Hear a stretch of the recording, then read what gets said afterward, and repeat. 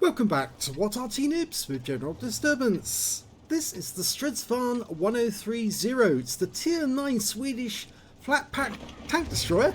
I love calling it the flat pack. Well, it's an IKEA tank. It's located on the south spawn of Kharkov, and this one is under the command of Yo-Yo Giddy.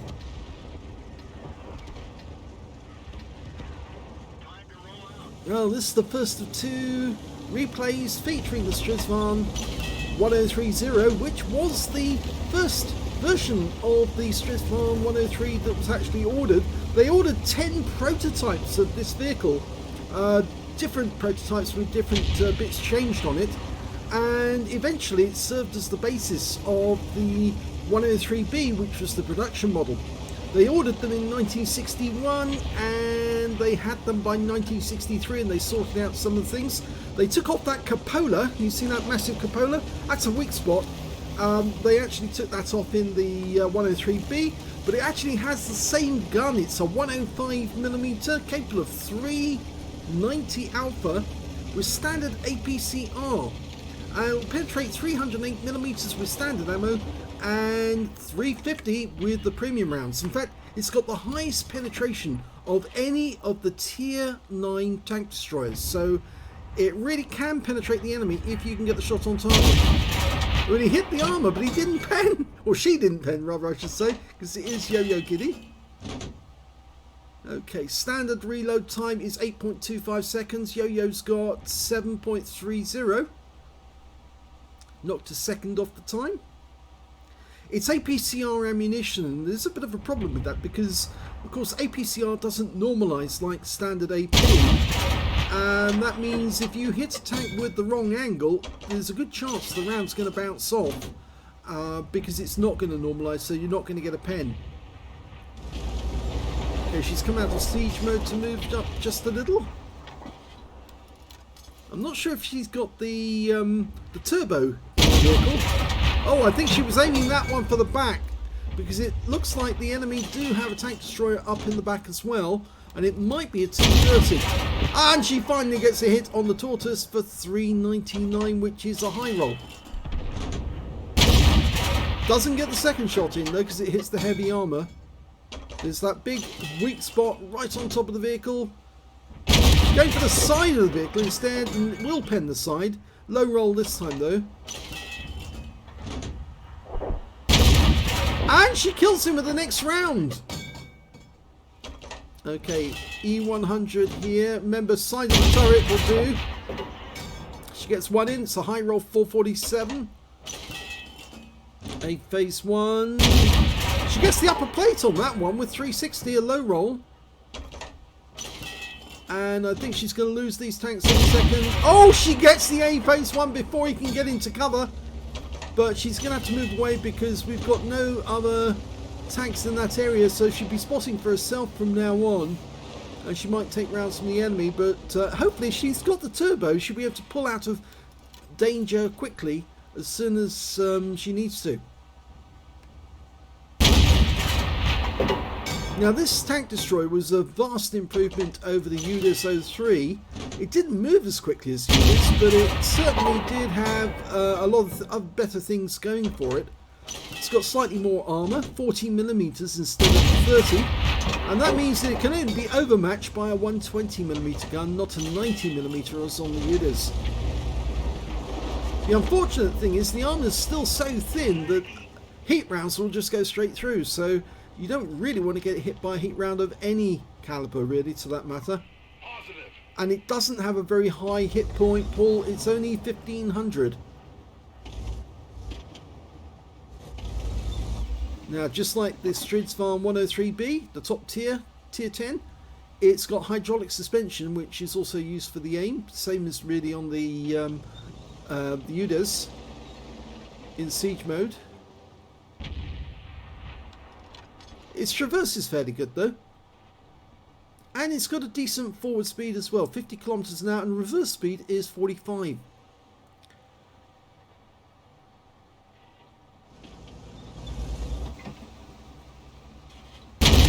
Oh, lovely shot into the Caro, but was she seen? No, she wasn't, so she got away with that one. She'll get away with the next one if she can get it in target. Yep, and she gets him, so that's her third kill. She's having a good game. The E100's in sight, so she can get one into him. And yeah, right into his side, a high roll for 397, and he's gone behind those barricades, so we can't hit him. But Strv K, he takes him around for 355. He's not going to be happy. Oh, and they're blind firing in this direction, because that Strv K didn't know where she was, and she's tracked. Yep, she has been tracked. She's got to wait for the tracks to come out. That means she can't aim while she's tracked. The shot actually did 410 hit points of damage as well, but she can hit the side of the tank on the one at E100, and she gets him. 400, high roll. And she can go for him again. She might get a... No, she won't get a kill. She will next shot, though, if she can get another one in. That long reload. Well, it's not too long. And she gets him as a kill as well, so that's 4 kills now. She is the lead scorer on her team. And her team is neck and neck with the enemy on kills. Now, Strv K, you hit us earlier. Let's see if we can put a round into him. He's pulling forward. No, he's still in the cover of that building, just in the corner. She wants to have a quick look before she opens fire. She get very close to the bushes. Yes, you can see he's just sitting in that corner. But there is part of him showing. She won't be able to kill him with one shot. She'll need 2 shots to kill him. Oh, she flubbed that one, and he bounced his round off her, so 390 blocked. Yeah, it looks like she pulled the shot to the left. Just as she fired, she pulled to the left and it accidentally went elsewhere. I've done that quite a lot actually, whenever I've been firing tank destroyers. You say you've got a clean target, you aim for the sweet spot to get a good shot in, and just as you press the trigger button, you actually aim away. And therefore your shot goes elsewhere. The Strv's coming up, he wants to kill. He's not going to get it. Okay, we're going to get into cover, so the other enemy tanks can't get at us. Strv thinks he's going to get an easy kill. He's not. And remember, that's basically a British tank, or rather, it's got a Cranvarn hull, I believe, with a, if I'm correct, with a Centurion turret. And she managed to punch through his armour, but the Emil came out, and he's also shooting into her side. And she's firing at the Strv K. She has got a weak spot she came for. Oh, she ricocheted off it. Oh, she's right at the back now and trying to... The Emil's reloading at the moment. That's why he hasn't hot shot her again. Yeah, turn to face the Emil. He's got more hit points. Okay, Mr. Emil. You're losing hit points now. 400 off that one. 405. High roll. And he missed with his next shot. We're in this corner. We might be able to get that cupola. He's turning, but unfortunately the Strv gets the shot in. Yeah, you see that big cupola. So, sadly, Yo-Yo Giddy didn't survive the battle, but they have got the advantage now because it's 2-1 on the enemy. 4 on our team, 2 on the enemy. And we know the Emil is badly damaged, and so's the Strv K. So I think that they're going to win this one, especially when you consider they've got a T30 and a Foch 155. One of these vehicles, especially the Arty, the Batchat 155-58, ought to go to the enemy cap area. In fact, somebody's already suggested it, I think. So they need to put pressure on the enemy. Okay, I think it's going to be the Progetto who's going to do it. He is the closest. Oh, don't sit around here. Get back to the cap. Put pressure on them.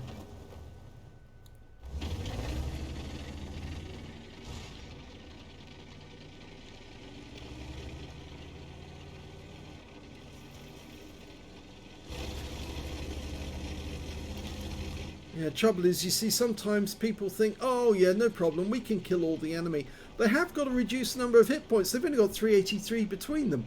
But I've seen things reverse very, very quickly in battles. And so I always like, if we're in this sort of situation, somebody gets on the cap to put the pressure on the enemy to make them make a mistake, and that way you guarantee the win. He may be taking an unjustified risk at the moment.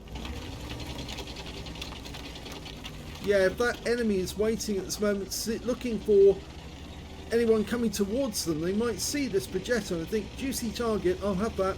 It's a one shot. Yo-Yo Giddy did so well to strip those guys of their hit points.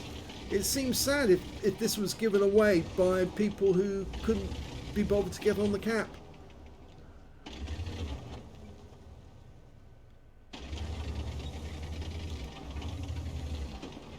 Yeah, if I was in the back chat 155.58, I'd be straight over to that cap because I can still fire at the enemy even from the other end of the battlefield. Oh, I do believe the back chat heard me and he's moving. And there's one of them. That's what happened to the Progetto. You see, I did say this. He's a tasty morsel. He's a one-shot. And Strv takes him out. But at least we know where one of the enemy is. Oh, and the Batchat is headed back. But he stopped at the hill.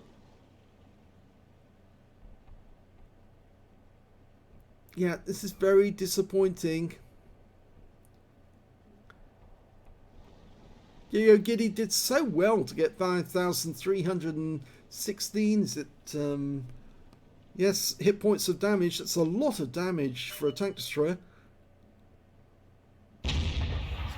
Well, there goes the Strv K, and that means there's only the Emil 2 left. And we know how many hit points he's got because it's up on the screen. 269, it says so at the top. He's the only vehicle left.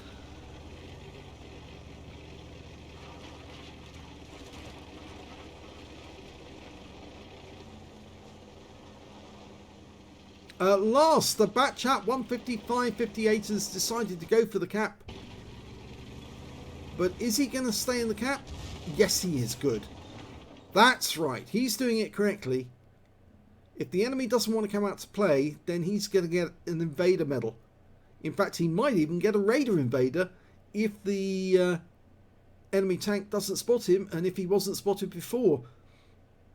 It's happened before.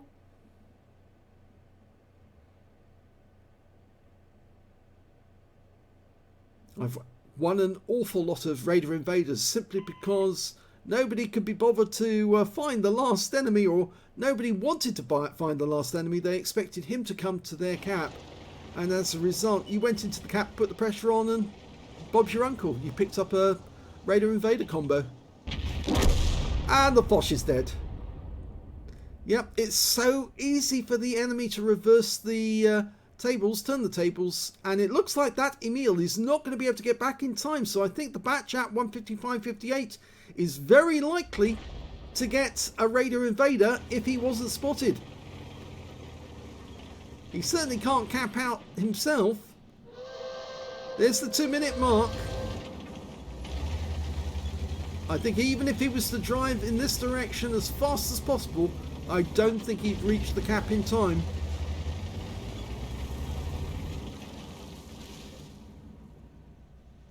Not the best way for the T-30 to park.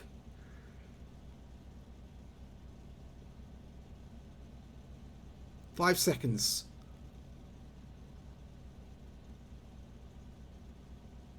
And it's over. They've won. And that was rather painless. So, yeah, they lost 2 tanks because they wanted to get all the enemy kills, but it didn't work out. But Yo-Yo Giddy did well. Here's the end of battle stats, and that was an ace tanker game from Yo-Yo Giddy in the Strv 1030. In fact, it was her first ace tanker in this vehicle, so I'm sure she was really pleased about that. She got a fire for effect for doing more damage than the hit points for her own vehicle, a fighter badge for getting at least 4 kills, she got 4 exactly, and also a bruiser medal for getting at least 5 critical hits. She managed to get 7 in that game, and her win 8 from the battle was 6,951, a very high score, super unicum level. Let's have a look at the team score and see where she is. Well, she didn't get the highest damage because that went to the Emil 2 on the enemy team. He got a high caliber for 6,401 hit points. But Yo-Yo Giddy got 5,316, second highest damage, and the third highest damage went to that T30 with 3,451. When it came to kills, it was shared between the T30 and the Strizvan K. They both got 5 kills each. 4 kills went to Yo-Yo Giddy, 2 kills went to the Batchat, 155, 58, and the T30 on the enemy team. And the Batchat, yep, he actually picked up an Invader and a Confederate, so he must have been spotted during the game to not pick up the Raider Invader as well. Somebody must have seen him at one time or other, but he still picked up an Invader and of course the Confederate, which is shows that he did do his job properly. When it came to base XP, we can see if we click that button, yep, she's got top with that one. 1,275 for Yo-Yo Giddy, 1,108 went for the T30 and 952 went to the T55A. She fired 24 rounds, got 19 direct hits and 15 penetrations, damage of 5,316 hit points, of which 4,173 were at more than 300 meters. She received 6 hits from the enemy, 4 penetrations, 2 non-penetrations, and blocked 780 hit points of damage. 6 enemy vehicles were damaged, 4 were killed, and 298 hit points of damage assistance. She earned 63,425 credits from the game, and after repair and ammunition resupply, and yes, the repair on the Strizvan 1030 is expensive, more expensive than most. She still made a profit though of 21,335 credits, and she would have made a profit on a standard account as well. 1,912 XP times 2 for the first victory, 3,826 for completing a mission, and took away 7,651 experience points altogether. So a very good game for Yo-Yo Giddy, getting her first ace tanker in this vehicle. So let's have a look at the second battle and see if she can do as well in that one. The second battle is on the west spawn of Sand River.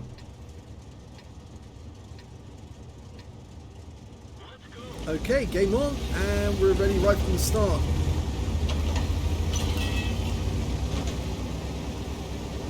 One of the other differences between the Strizvan 1030 and the 103B, which went into production, or 103A, B and C, because remember there were 3 versions, different engines in each type, was it didn't have that grille at the front, which actually allowed you to block shots, heat shots that were aimed directly at the vehicle.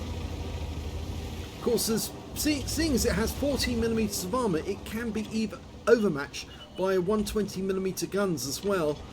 And of course, the tank it was most likely to come up against if there was an invasion into Swedish territory was the 122mm armed Soviet tanks, and that would have been a bit of a problem because it meant that they would have overmatched the Strizvans with every shot. Mind you, there were some Soviet tanks which had 100mm guns, and of course they would have found it very difficult to overmatch the armour on the 1030. They probably would have penetrated the 103, or the UDIs rather, but the 1030 they would have had difficulty, and of course they would have failed to get through the armour on the 103B.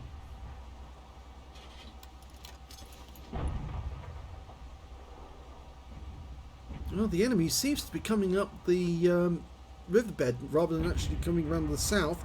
Only one tank seen in the south so far. Very unusual. I suppose it might be because we've got a serious force out there. Do have a Lynx. He should be able to find the enemy. And I think that Yo-Yo Giddy's passing up the opportunity to get some shots on the enemy. What? Oh, what? She's just trying to get higher on the enemy so she can shoot to her left. Well, don't fall off. Whatever you do, don't fall off. Oh my god. No!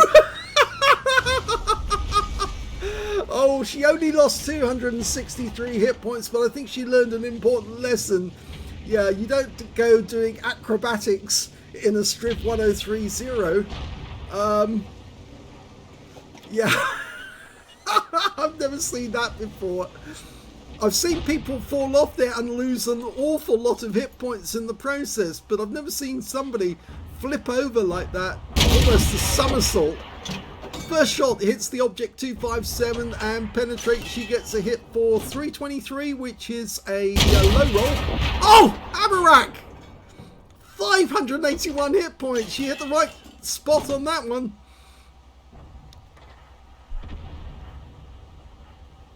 Okay, she might be able to hit the VK. She does. And a high roll, 393. There's some enemy who've managed to break through in the north. I hope our guys on the Scorpion G and the IS-22 are aware of that, keeping their eyes open.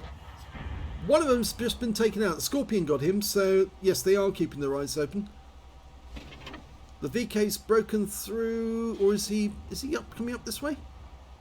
Trying to see. Yes, he is coming up this way. He's gone round the corner. He's just being blocked by Kunstpanzer at this moment. Hiding behind that rock, it makes it very difficult for us to do anything about it. Might be able to hit the Renegade if he pops out from behind that rock. He's taking fire. I think our guys are in the village, and that's what's causing the problem. That VK's having to engage our guys shooting from next to the mosque. And the Renegade is in trouble as well. Oh, Tiger 2 just coming to sight directly north of us. We will have him. Yep. Low roll, 344. Come on, speed up the reload. Yes, another one, but another low roll. But he's a one shot now. She can get the kill if he pops up again. They've lost their Renegade. Their IS-3's in trouble. He's gone. There's the Tiger. Their 430's managed to make it near to the cap area, but he's facing the Scorpion. Oh, the IS-3 too died.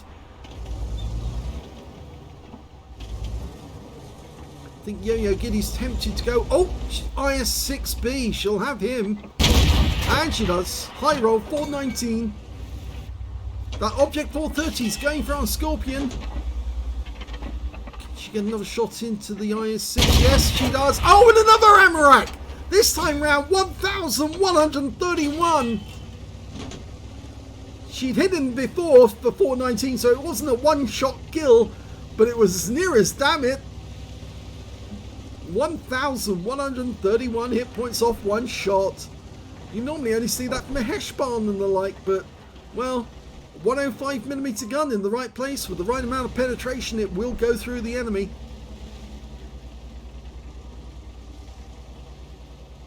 Now, we're one down on the enemy at the moment because they do have some defenders holding their cap area. And instead of going after the Object 430, Yo-Yo Giddy's leaving that to the M449 Liberté and the Barask, who are going in, and they'll deal with the 430. No problem. Yep, he's gone. So she just needs to get into a position now so she can spot these enemy tanks and start putting some holes in them. Okay. Oh, Chrysler's gone. That means now there's only 4 left. Now, this ridge line will be very useful, but she's not staying here. She's going to cut across.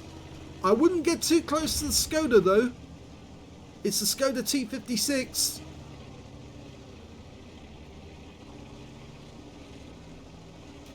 She's already managed to pick up 3,533, but she's been spotted. Puts around into the Skoda, but the Conway saw her as well, and he's managed to overmatch her armour. And now the UDAS is bouncing on her. She gets another round into the Skoda, who's not going to be happy, but he can't get a return shot, and the Conway got another one in for 180. He's using HE, and she gets clobbered by the Conway, this time for an APCR round. I think you need to get down into cover. Yo-Yo. Yeah. Don't back up. No, no, no, no. Not this way, not this way. You'll get shot in the rear.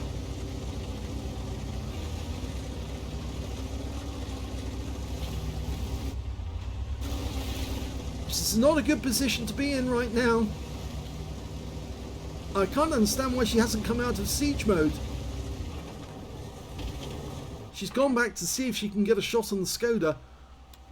And yes, she can. But over the top. Oh, she didn't let it dial in on target. And she was seen, and now the others are going to fire at her as well. There's the Conway. Now, get some revenge on that little turret. Oh, no. Not dialed in properly. She's trying a lot of snapshots. It looks like she's not correctly getting it. That's it. Yes! And she killed him. That's nice. That's a good kill. Yeah, she let that one settle before she shot, and it worked. The Skoda just got a kill. He took out our Liberté. I wonder if he's going to come over that ridgeline to try and get a spot on Yo-Yo. The Barras took a big hit. Or I'm not sure if he accidentally made a mistake and fell off the edge of the riverbank into the dip. In fact, he's now one shot. And I think the Udos knows that. The Udos is going after the Barask, and I think we're about to lose the Barask. He's desperately trying to escape from him. Trying to use his speed. We can see him. Now, if the Udos comes up the same way to try and catch him, oh, he got him. In fact, it was the Udos 03 that got him in the end. So far from having an advantage, now we've actually got a disadvantage because the enemy's got more hit points than we've got.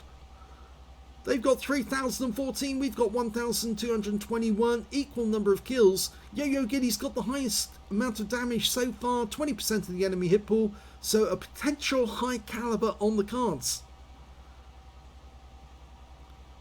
I think the difficulty is going to be trying to kill that Udos.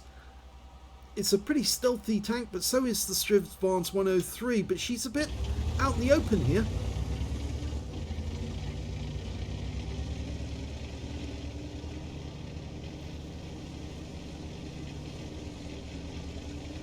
I'd be more inclined to go north bank of the river and skirt her way along the edge, using the ridgeline to go hull down on the enemy.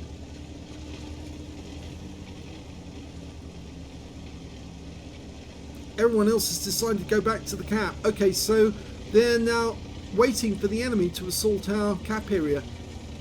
4 minutes 50 on the clock.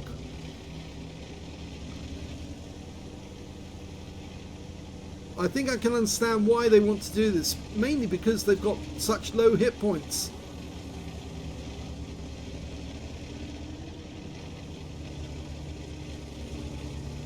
It might be a good idea for Yo-Yo Giddy to go back up onto the heights again, but it looks like she's going to try and take this position near the cap and watch for anyone coming on the north bank of the river. No, you're not going to be able to shift that tank. It's a very heavy tank, that one. The 1030 only weighs 40 tons, and the tank she's trying to shift is, I think, a 60-ton tank. She hasn't got the engine power to do it.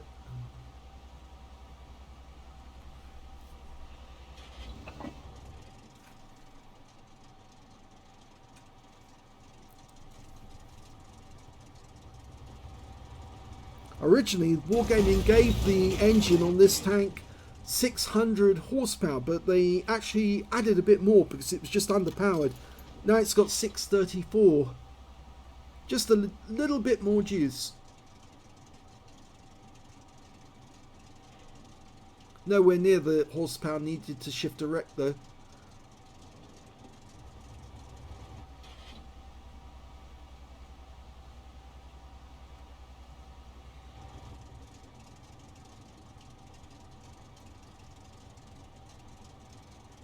The Kunz is off to the south, spotting on the dunes. I'm not sure if it's a good idea having both players in the same area next to the cap. The enemy would be expecting us to be in the heights at F1, but you do get a much better view range because you're much higher up.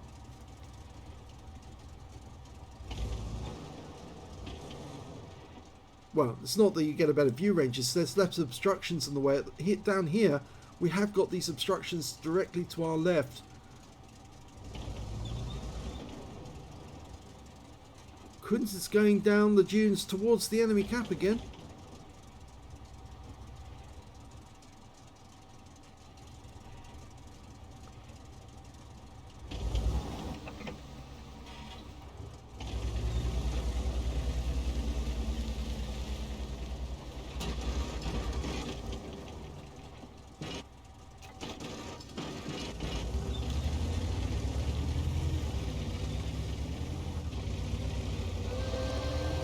2 minutes.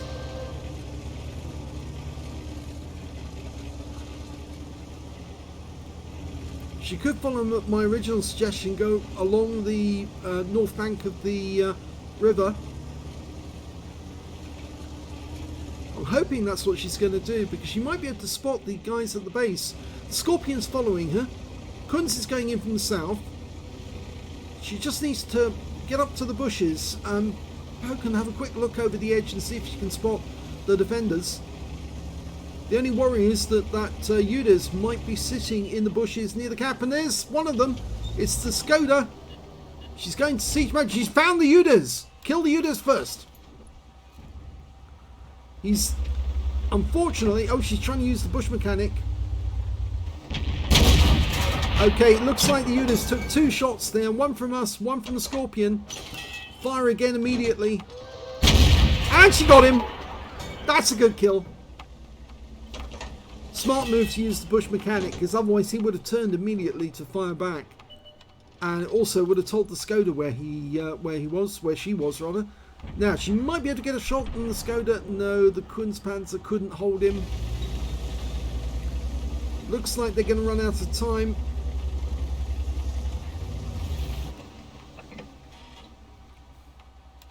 So all the enemies got left is the Udas 16 and the Skoda. And I don't think there's enough time now to find all the enemy.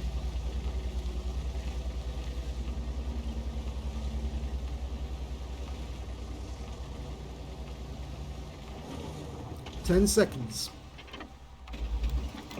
Yeah, if that Udas is where I think he is, he's right at the other end of that ridgeline on the north bank, south bank. And yep, that's it. Time's up. It's a draw. Sadly, this one was a draw. It was the first class tanker for Yo-Yo Giddy in the Strv 1030. She did get a demolition expert twice. 2 tanks went down to an explosive concussion as they blew up. Yes, the object, was it 257 and the IS-6B? Yes, she blew their turrets off. Well, not quite, but anyway, certainly gave them something to think about. The fighter badge for getting at least 4 kills, she got that in the previous battle, and she also got a fire for effect for doing more damage than the hit points of her own vehicle, a bruiser medal for getting at least 5 critical hits in this one. She got 10, and she did get the high caliber. She dealt the most damage in the game overall, and her win rate was 7,449, which is more than Super Unicum, and actually better than in the previous battle, because if I remember correctly, the previous battle, 6,951, that was an ace. This one she got 7,449. Yeah. Much better. Let's have a look at the team score. Well, she's top of the table on damage with 5,044 hit points. The next high scorer was the Kunzpanzer with 3,809, and the third highest damage was that Conway with 3,627. When it came to kills, Yo-Yo Giddy got the highest number of those with 4 kills. 3 kills went to Arty and H105, and also 3 members of the enemy team. Their Object 430, their Skoda T56, and their Udas 03. And when it came to base XP, she actually got the top on that one as well, 707, whilst the next high scorer was the Object 430 with 606, and the third highest was the Tiger 2 with 578. She fired 17 rounds in this game, got 12 direct hits and 12 penetrations on the enemy, so everything she hit, it went through, and I said this gun does have good penetration. 5,044 hit points of damage, of which 4,163 were at more than 300 meters. So a lot of long-range shooting. 5 hits received, only 1 actually penetrated, 2 non-penetrations, and 2 hits by way of splash damage. And she lost a fair amount of hit points when she fell off the top of the heights. Yeah, not the best way to come down from the heights. I wouldn't recommend it in the future. 850 hit points of damage blocked by armor, 1 enemy vehicle spotted, 7 enemy vehicles damaged, 4 killed, 244 hit points of damage assistance. She earned 58,467 credits from the game, got 5,670 for Courageous Resistance. That's because she got a Battle Hero medal in a losing or drawn game. 64,137 credits together, and after repair and ammunition resupply took away 32,727 credits profit. 1060 XP, 634 for courageous resistance, took away 1695 experience points altogether, so at least she got a high caliber out of it. She did the most damage, she got a much higher win 8, but sadly, yeah, I'm afraid circumstances went against them. The enemy had more hit points, and unfortunately they were able to be very defensive, and if anyone came in to try and attack them, that Skoda T56 was causing no end of problems, and the Udas must have sensed blood in the water when he saw the Barask. I think he fell off the edge of the riverbank and lost about, what, 400, 600 hit points, and the Udas thought, oh, I'll have him, and chased him round until, of course, he got killed. That was unfortunate. If that Barask had not lost those hit points, I think he possibly would have been able to ambush that Skoda and take him out. And then Yo-Yo Giddy would have been able to chase down the other tank, the Uda 16, with the help of the Scorpion and get him out the game. There you go. Can't have it every time. I hope you enjoyed both those replays. If you did, please give our video a like. Do subscribe to our channel. Leave a little comment down below because it feeds the algorithm.